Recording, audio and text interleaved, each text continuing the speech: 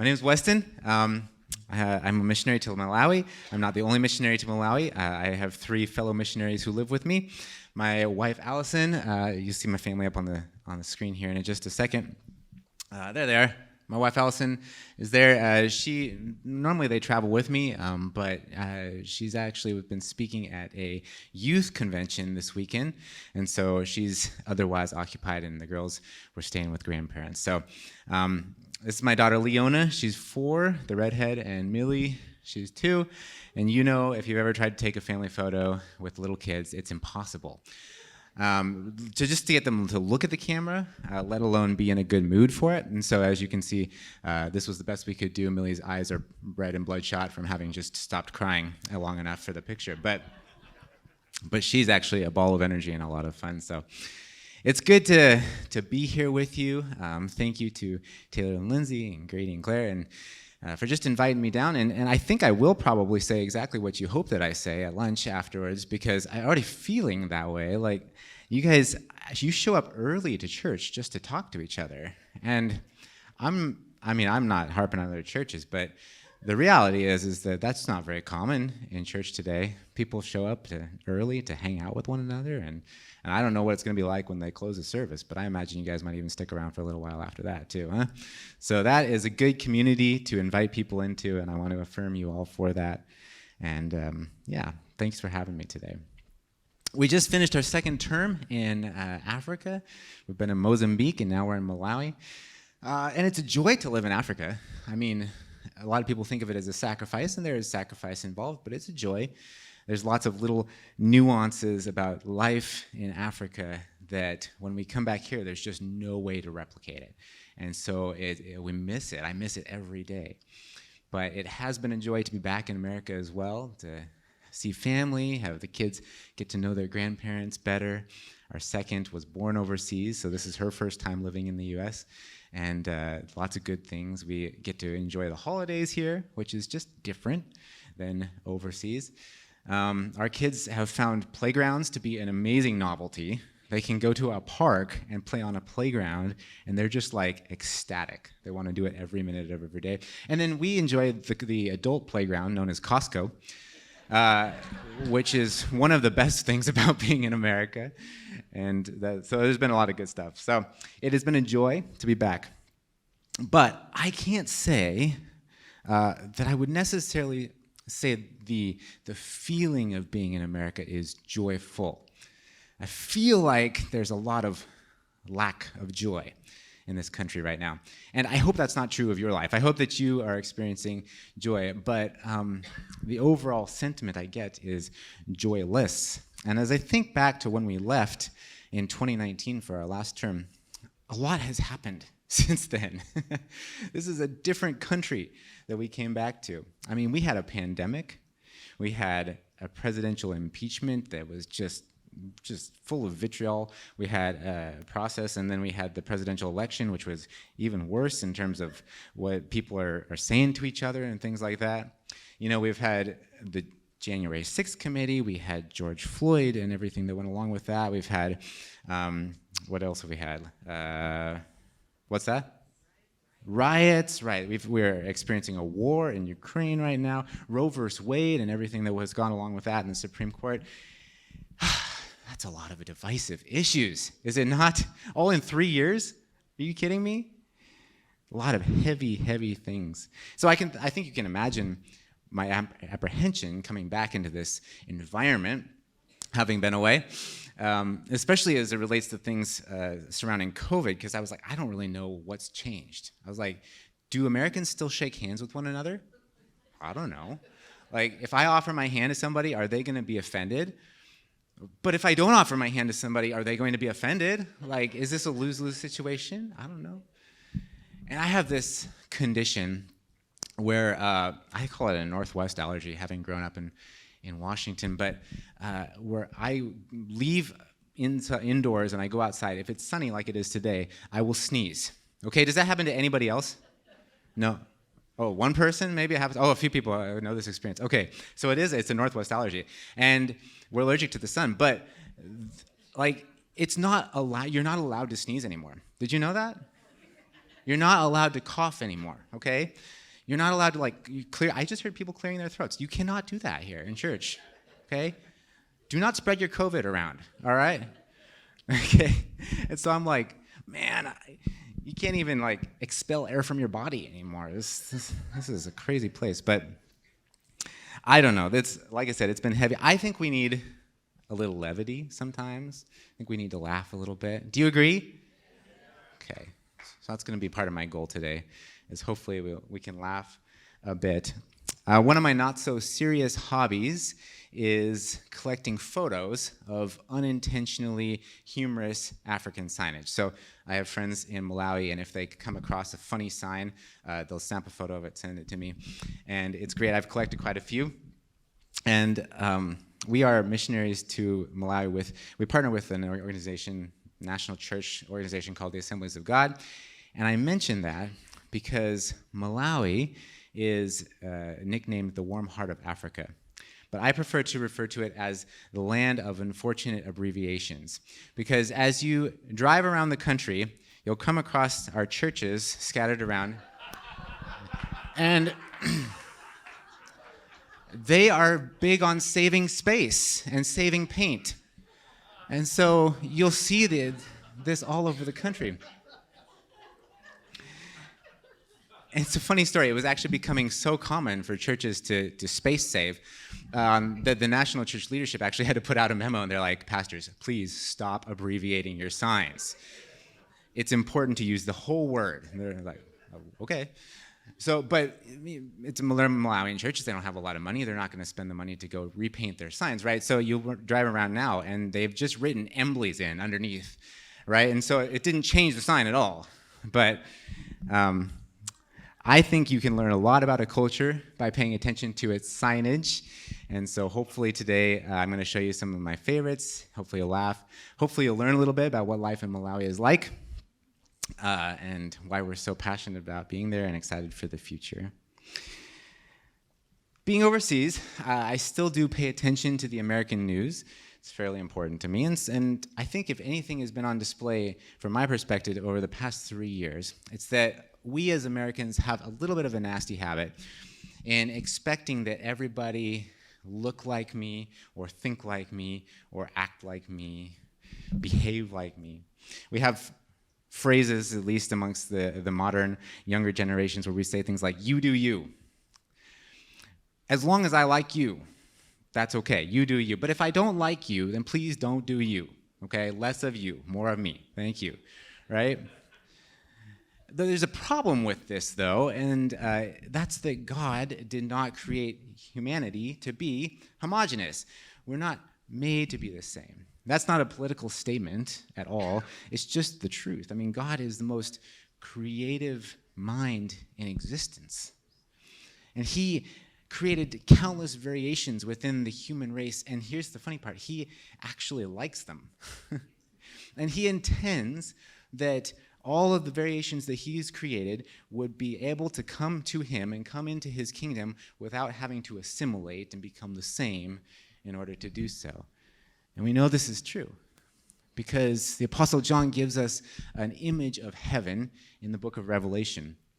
And in chapter 7, verse 9, he says that he sees a great multitude that no one can count from every nation, tribe, people, and language. And so you can't read that and think that in order to love God, we all got to be the same, right? Many of the things that make us different are actually a beautiful part of God's plan.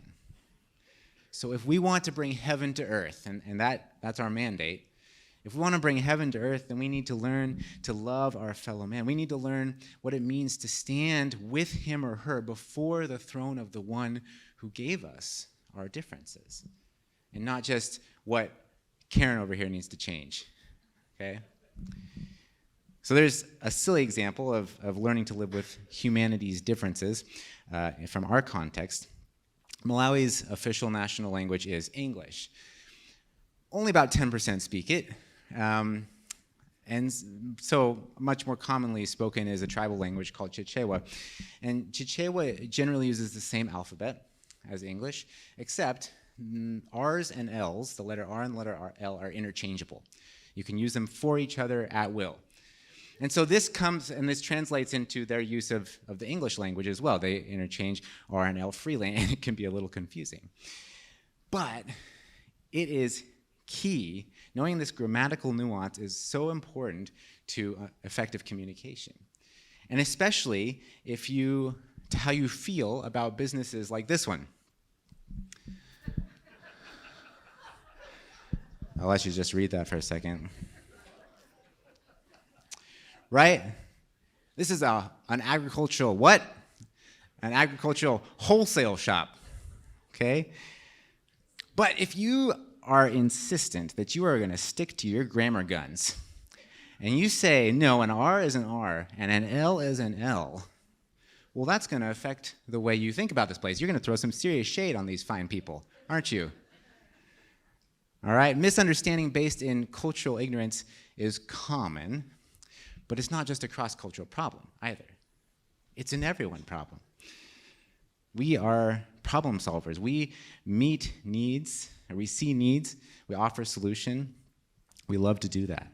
But the question is, do we do the hard work of seeking to understand the real needs at the root of the problems we see? Do we do the hard work of listening and asking questions without our agenda already in place? And I think that if we're honest with ourselves, we have to say that usually no, that's not our approach. We tend to be more like this automotive center that's down the street from our house. I would not take my car to Quick Fix Automotive Diagnostic Center. I don't know about you. Do I want my car fixed quickly? Yes. Do I want a quick fix on my car? No, right? No, it has a completely different connotation. But I think when it comes to our relationships, we love quick fixes. I think we're always asking ourselves, like, how can I solve this person's problems with as little effort as possible? You know, like, I'm not comfortable with your problem. I'm not interested. Your problem is an inconvenience to me. In fact, if I do engage your problem at all, it's really I'm just going to do it well enough to feel good about myself for having helped you, right? We're so quick to downplay other people's issues or to prescribe cures that don't fit the symptoms. One-size-fits-all solutions are my escape route to not having to deal with your very personal problems, the things that I don't know how to deal with or things I don't want to have to deal with. We're quick to make quick fixes with other people, but we hate it when it happens to us because it feels like they're not listening, right? Like you're not taking into account the complexities that make my problem what it is. In fact, if my problem was really as simple as you make it out to be, it wouldn't be a problem for me, right? And boy, has this ever been the case in Africa. Because for centuries now, the outside world has looked upon Africa with great pity and tried to fix all of its problems with outside solutions. But rather than getting to the root of the culture and doing things that make sense, finding solutions that are sensible to Africa, the solutions have ended up creating more problems. We've created things like dependency or new opportunities even for corruption. And so the one-size-fits-all approach to diplomacy and charity and economic development has backfired significantly over the decades. Now, fortunately, God doesn't take a one-size-fits-all approach with us, right? And in Matthew chapter 10, verse 30, Jesus tells us that God knows us intimately and he cares for us very personally. He says, even the hairs of your head are all numbered, which isn't super impressive for some of you. But others of you actually have hair. And when you think about it, that's amazing. Like, the hairs on your head are all numbered. He says, so don't be afraid. In other words, Jesus has looked in your eyes. He has registered your tears. He's heard the cries of your heart. He's aware of your longings and your cares and your fears. He knows you better than you know you because you're valuable to him. He spends time with you. He pays attention to you, and he customizes. He actually handcrafts his love for you. We tend to think that because God loves all people equally, that he loves us all the same. But it's not true, right? And I know this because I have children. I have a 2-year-old, Millie, and she loves being tossed around. If I want to show her that Daddy loves her, I can tackle her and roughhouse with her, and I can throw her over my shoulder like a continental soldier, and she will laugh and laugh and laugh. And she'll be like, more, more, more. Now, if I do the same thing with my 4-year-old, Leona, she hates that kind of play, right? And her body actually physically tenses up if she loses control of it. And so while roughhousing tells Millie that Daddy loves her, it tells Leona that Daddy is a cruel sadist who cannot be trusted. Right? God's love for all people is equal, yes, but it is not generic. It's specific. It's specific to you. It's specific to me. So when we go to show our love for people, when we go to show our love for our church or our colleagues, our friends, or our family, we got to show them a love that they understand. Because if they don't get it, if they don't comprehend my actions as loving, then did I really love them in the first place? It reminds me of when I took AP Calculus in high school. I was talking to Sam before the service. It's like, oh, he's a math teacher.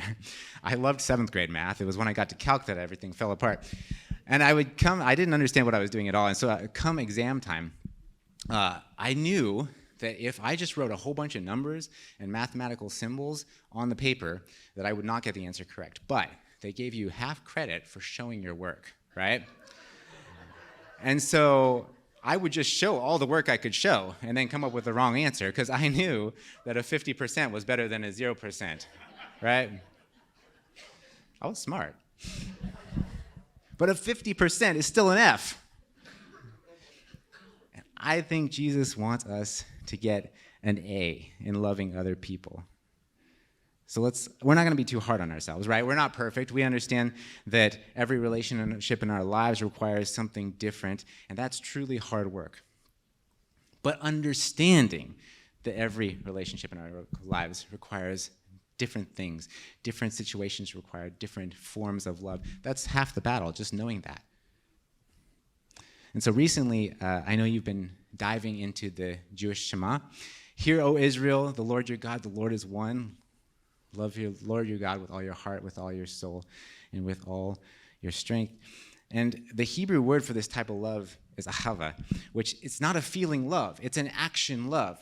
Obedience is implicit to this kind of love. And Jesus interpreted for us that one of the best ways to love God is to love the people that are created in his image. So half-hearted D+ love doesn't cut it. Jesus went to the cross to meet the real needs of the people he came to love. He wasn't deceived. He wasn't self-serving in his love. He knew what they needed, and he was willing to do it. And in our lives, Allison and I, we're keenly aware of the fact that we're not Jesus, that we're not inclined towards perfect expressions of love. But out of love, we are deeply committed to loving in appropriate ways. And so for what that means for us in Africa is that everything we do should be designed in partnership with Africans. We should have their input and their buy-in. Everything we do should be reproducible by Africans. That means it should be done in African ways, not in American ways. It should be accessible to Africans, affordable, and it should be founded in the African expression of biblical principles. And so I do want to share a little bit about what we're doing in Malawi. And I want to start with another sign. I'll put it up there for you. This will be a little hard to read, perhaps, if you're in the back, because I took it as I was driving by at 120 kilometers an hour. So don't judge my photo-taking skills. But it's a sign with an arrow pointing off to the side, indicating the open defecation free zone, which I don't have a problem with. The sign's a little alarming, not because of what it promotes. I'm all for that, okay? But in what it indicates about all the other zones, right? Yeah, like it gets you to stop and check the bottom of your boots, right? But truly, open defecation is very commonly practiced in Malawi, and why wouldn't it be? We don't have any public restrooms. When you gotta go, you gotta go. And you can't really blame people for it. The problem, of course, is that things like this lead to a lack of sanitation. the existence of poverty leads to a lack of sanitation. A lack of sanitation leads to the spread of disease. The spread of disease leads to greater poverty. And so it's a vicious cycle. And there are a lot of vicious cycles like this in impoverished societies. Another of the vicious cycles that is driven by poverty is food supply. And over the years, poor farming methods have been imported and normalized in Africa. And because the methods are so insufficient and inefficient, they actually end up creating food scarcity. And food scarcity creates hunger, and obviously hunger perpetuates poverty. And the problem isn't that Malawians aren't trying. It's not that they're lazy. It's not that they don't farm. In fact, I was surprised that almost every Malawian farms. Even if you live in the middle of a city, you will rent a plot outside of the land to farm because it's culturally expected that every family personally grows the maize that's going to feed them for the next year. And so a typical family needs 12 bags of maize to last 12 months, and a typical farmed plot is a half hectare. And a half hectare, using traditional farming methods, will usually yield shy of 12 bags of maize. And so generally, they aren't able to feed their family on what they grow for the entire year. And so we ask, if the land practices are so bad, why don't they just change their ways? There's a couple reasons. Well, first of all, it's tradition. And we know, as well as anybody, that when we've been doing something the same way our whole lives, it's really hard to change, isn't it? But it goes deeper than that. Okay? Because experimentation with new ideas has a great risk associated with it. Because if your experiment fails, your family doesn't eat, right? So change requires a risk that people don't feel they can take. And yet, better practices are out there. You see, most of the common farming methods in Africa today aren't consistent with the way that God created the earth. But we actually believe that God created the earth to be a benefit and a blessing to us if we use it the right ways. And the problem is we often, rather than flowing with it, we often end up resisting it. And so my wife, Allison, has a huge heart for seeing Malawians bring nutrition into their families, seeing transformation in communities, seeing Jesus infused into relationships.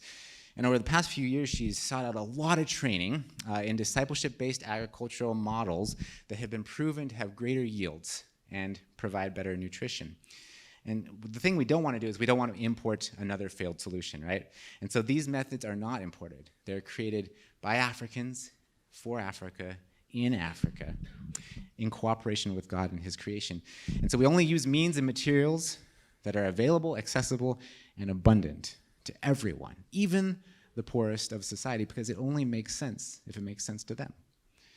And so the results have been astonishing. My wife, Allison, she got to build a relationship with a tribal chief from just across the border in rural Mozambique.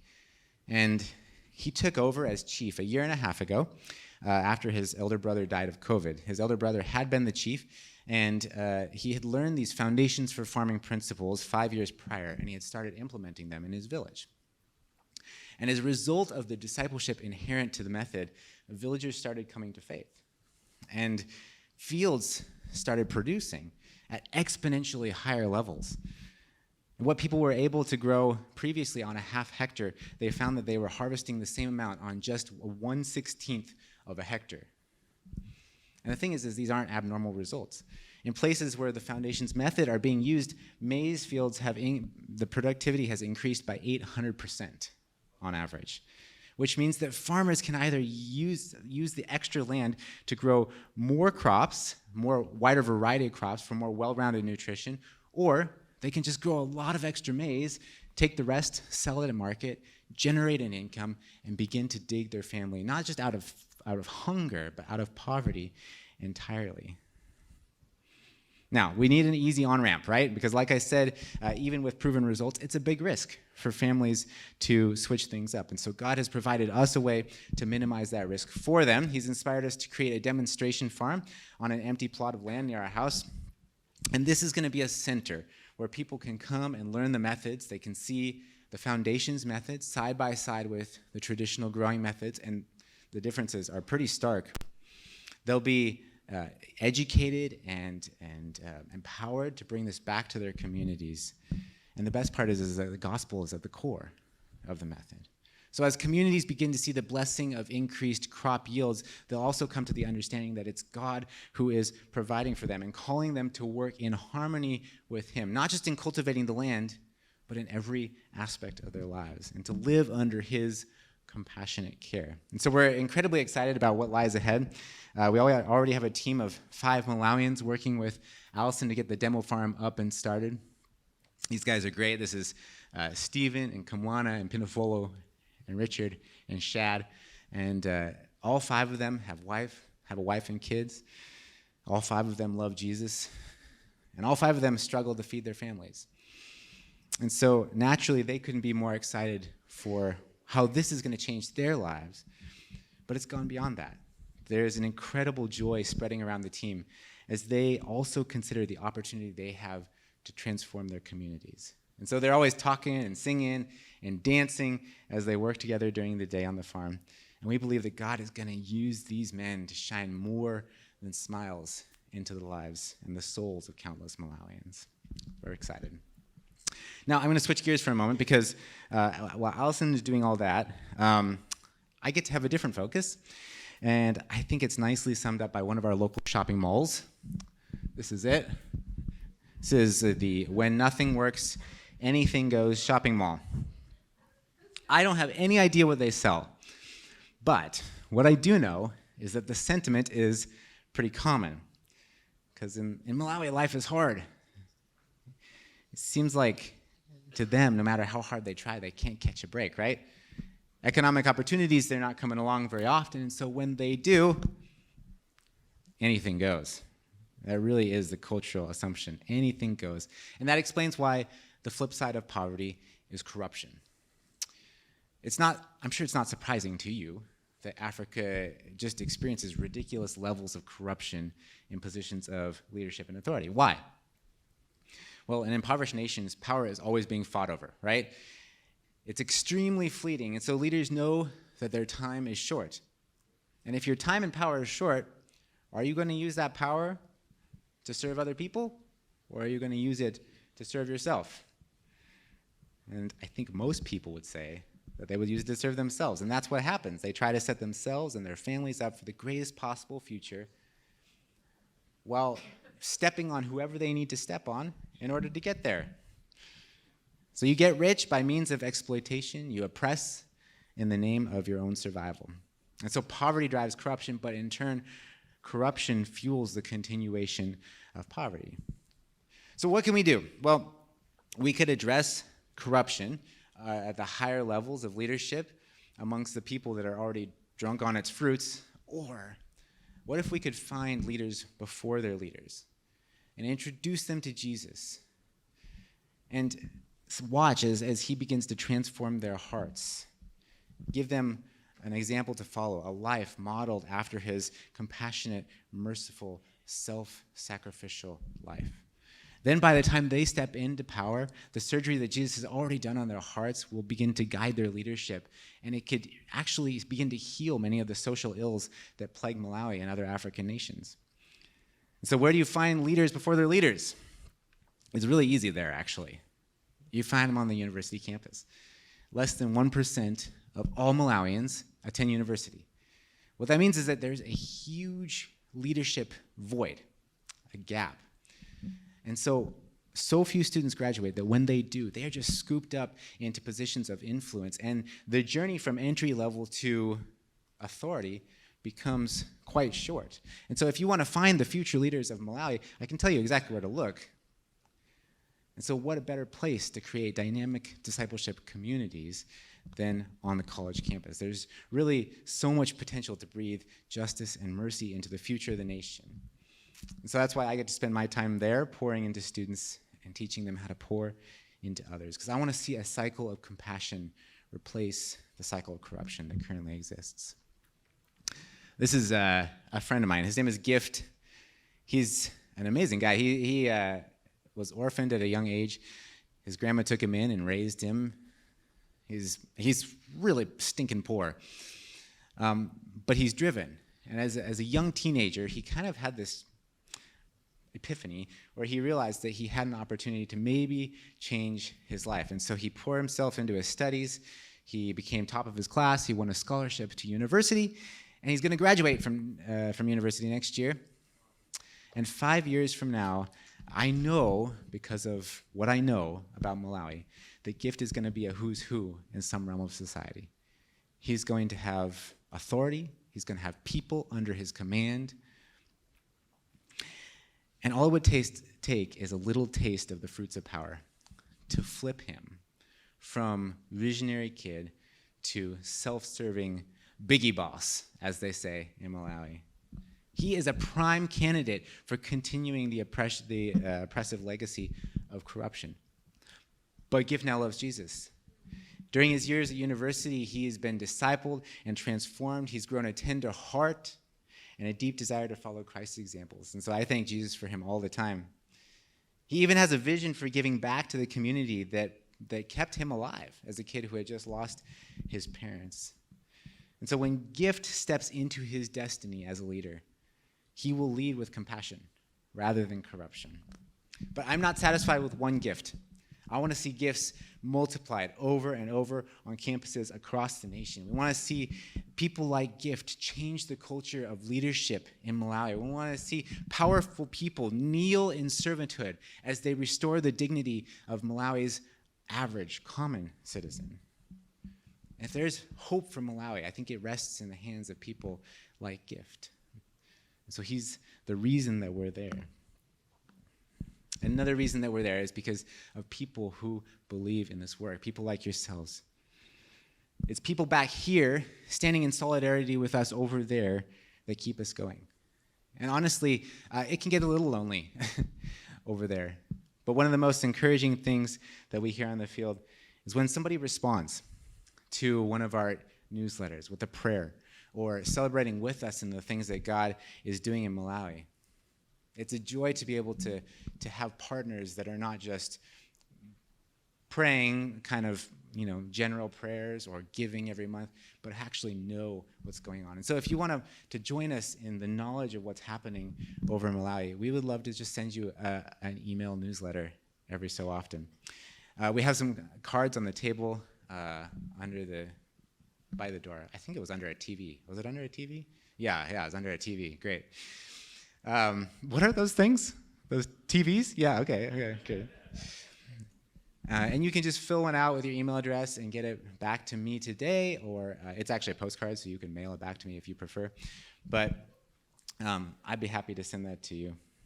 But I also want to ask for prayer for a few other things, because one, we need to raise up a team to go with us. And all of you are sitting there like, nah, not it. But I do think that God is preparing people who are ready to respond to his call, to come overseas with us, to pour into university students or work with Allison on the farm. And so just pray for us that God will send our way the right people. And also partners as we continue to raise our funds. We just need a lot of partners to make this happen. So Allison and I, we're not salespeople. We're so far from our personalities. We know that God is the one who raises our funding, but it does take people responding to his prompting to make it happen, so we appreciate your prayers for that.